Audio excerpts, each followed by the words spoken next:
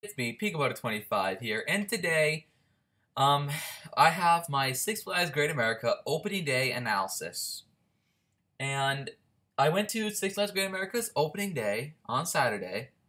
I was there from when the park opened to about 4 p.m. because my parents had a dinner planned out with friends dinner social planned out with my friends that night.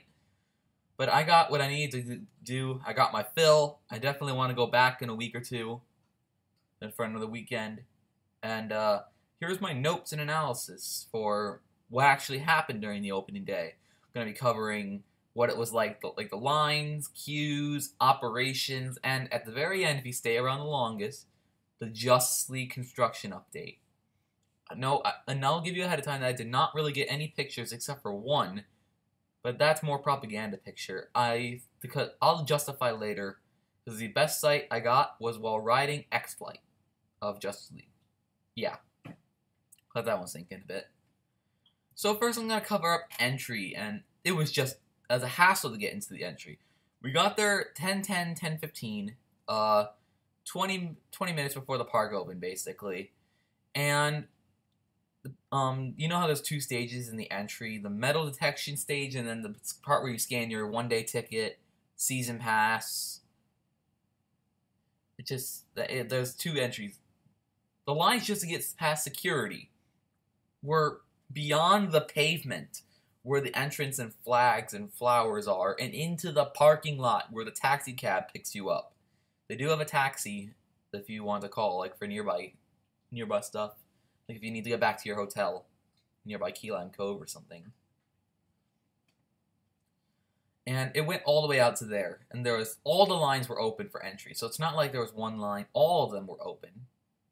There was one mascot performer out there to entertain anxious young children. I think, if I remember correctly, it was Foghorn Leghorn.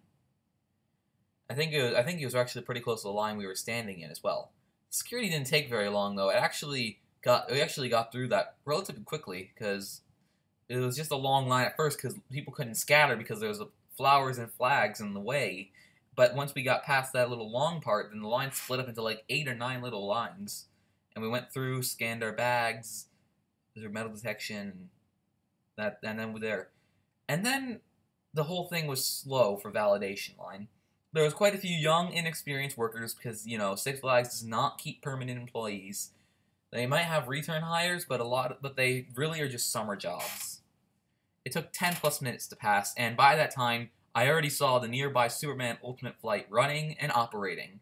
They got through at least 3 trains worth of riders before we got in. I got there when I got into the park 15 to 30 minutes after it opened at 10:30 a.m. And before the park even opened, the first half of the lot was full. Great America has 2 parking lots divided by the park. It's just divided by a little highway where you can drift left or right into one of those parking lots. The parking lot takes up thousands of spots towards the front of the park was completely full. And when I left, the back parking lot was already half full. It was very busy today. Or very busy that day. We move on to ride lines. I went on each ride at different periods of the day. So I'll give you the projected time, because Six Flags Great America had a projected wait line at the front of the park. Also for my observations of where the lines went. Superman was 45 to 60 minutes. Dark Knight was longer for some reason, probably because it has less people per hour can get through. 60 to 75 minutes. I don't know why Batman was so short, only 30 to 45 minutes. I waited in like a 20-minute line for Batman, but then again, it was my 3rd ride of the day. My first was Superman, then I went to Dark Knight right nearby. Then I went on Batman, and it was so short. Then I went on V2, which was a very short line because it's a very exclusive club. Not a lot of people are willing to ride V2 unless they're true daredevils. It was about 20 to 30 minutes because it can only run one train. Goliath was 90 to 105 minutes, or an hour and a half to an hour 45 minutes. Eagle could have been shorter, but it was 30 to 45 minutes because it only ran the blue side. The red side is under reconstruction. There was a sign saying "Pardon our dust," and there was no one waiting in the red side. The blue side was the only one operating. X-Flight was 45 to 60 minutes, and I'll get to a little bit later why. It was a pretty short line, but I'll get to the reason why it looked it was actually took so long. Demon was 30 minutes, pretty much flat. That felt exactly 30 minutes. Viper was 30 to 45 minutes. Raging Bull was up to 2 hours. Because people love their Raging Bull here. People love it. And Whizzer, the last ride I went on, was 30 to 45 minutes. If you're wondering why there's a little bit of noise in the background, it just started storming here because we're supposed to get some pretty nasty storms the next few hours. So yeah, if you hear loud noises in the background, that's why. I'm trying to get to this quickly. Might actually be hailing. Operation and dispatches. Everything ran 2 trains that can ran them did. My grammar though is awful. The only ones that didn't run 2 trains were Little Dipper, Spacely's, because you know they can only run 1 train because it's so short. X-Flight for whatever reason ran only 1 train. I think the other one's in the shop from what I've heard, and they'll have it out by the summer. During the busy season, by the summer they'll have, when they're open 7 days a week, they'll have the second X-Flight train out. And the ones that ran 2 trains were Raging Bull, which can actually run 3 and probably should have, but it didn't. Viper, Whizzer, Superman, Batman, Goliath, American Eagle, and Demon all ran 2 trains. Operations were relatively normal. Superman was a bit sluggish. Sometimes I was stacked at the brake run for up to a minute, and some people after us when I was getting some photos were stuck for about the same time we were, up to a minute. Batman was actually quite quicker than last year. I'm quite proud of that. V2 was pretty slow. Also, there was a minor electrical failure which caused them to have to send an empty train out for a test run. That's when I walked in line. Goliath is always slow because, you know, 2 restraints and you can't put both of them on at once and all sorts of technicalities. Eagle only had 1 side operating, blue side. Red was under construction, like I said already. X-Light was slightly faster than usual. That's because it only had 1 train to get through, so I did not calculate the stack time. But it got through, when I was on it, it got through the run pretty fast. Definitely faster than normal. They were booking on X-Flight.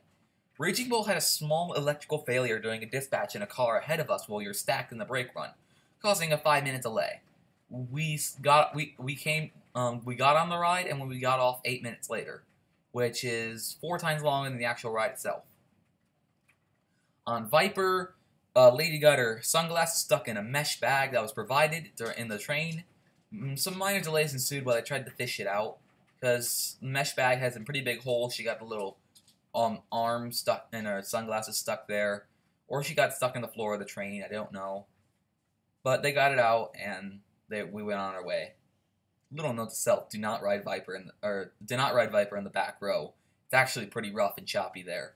Towards the front, it's great, but towards the back, it's actually quite choppy and rattly.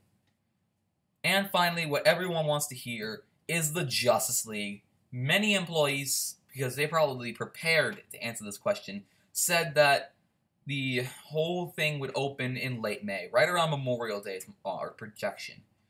I saw construction of it from Demon and X-Flight, and maybe from above Raging Bull in a bird's eye view. And there's a small path between Demon and X-Flight that connects those 2 rides to Raging Bull, or the new Justice League. There's a small path. There's the railway runs through it. You'll see the Demon's double corkscrew in brilliant details. It was blocked by the van in the bottom right. That's a pretty cool van. It's a Hummer H2, if I remember correctly. I hope I don't get copyrighted for saying that. And I could not get photos of the construction because if I could have walked up to the borderline of the hardline zone, I would have snapped the photo and put it down for you. The thing is that they have the entire box structure built. I don't know how about the interior, but the exterior was in its box shape. There are some curves and grooves, but they still had the masking tape on them or whatnot. The tape where you add more stuff to it. If you see the one on the bottom there, that is the one from either St. Louis or over Texas. I forget which one. But that's a completed Justice League ride. And it didn't look like that. It looked like all the boxes, the whole box structure was complete, but it did not have that front decor. It looked to have the shape of a front decor, but with no actual detail or marble or stone or glass or whatever. It just looked like a bunch of building material. Whether it be like plastic shingles or wood or whatever. I don't know whatever it's built out of, but The whole structure is complete. They're just making the finishing touches, probably finishing up electrical wiring in the interior, making the actual ride go. I believe at the construction they could probably finish in another month. Let's just hope it doesn't catch fire like Goliath did. That will not end well. So there you have it. We have Six Flags Great America opening day analysis. Just some little notes, some little hazards, and I've had several people ask me for tips for Great America that are going for the first time this year, because it's a great park. I'd highly recommend it. It's definitely one of the leading Six Flags parks, and I also snapped a photo of this new background. Pardon that. This new background right here. It's Raging Bull's first turnaround, and it was a great shot. Granted, it might be a bit unproportional, but this is a great shot, and I love it. It's so beautiful. So we have that. Sorry about the little spoilers on what videos you're going to see next. But let's just hope this is our little secret. Because I'm not sure if a lot of people are going to watch this. That's a little secret. If you saw that, you'll expect to see those videos up in the next month. I try to upload once a week, once every other week if it doesn't go well, but I start getting nervous if I don't upload after 2 weeks. And I was contemplating uploading another video or a vlog even at Great America, but I didn't want to show my face, and I wanted to wait for Great America to start doing more content about it. And a little thing, I'm planning on doing coaster reviews, starting with Great America. So I might cover a few reviews, like maybe the highlight rides, maybe alphabetical order, reverse alphabetical. I don't know, I'll find a system, but I plan on doing coaster reviews soon, covering all the details, because I'm taking notes. I'm taking notes of all the details, airtime, intensity, roughness or smoothness, and turns, and all that. It's just going to be a great experience. And it'll help me remember things if I'm trying to record for them. So yeah, that'll wrap it up today. Hope you all have a great rest of the month. Hope your opening day goes well. I don't know what to wish you guys this time, but whatever it is, whatever you need to be wished upon, just make it happen. It's gonna go well on my wishes. I don't know where that went, but so yeah, this has been me, Piggybutter25, and this has been my Six Flags Great America opening day analysis. And I'll catch you all later. Peace.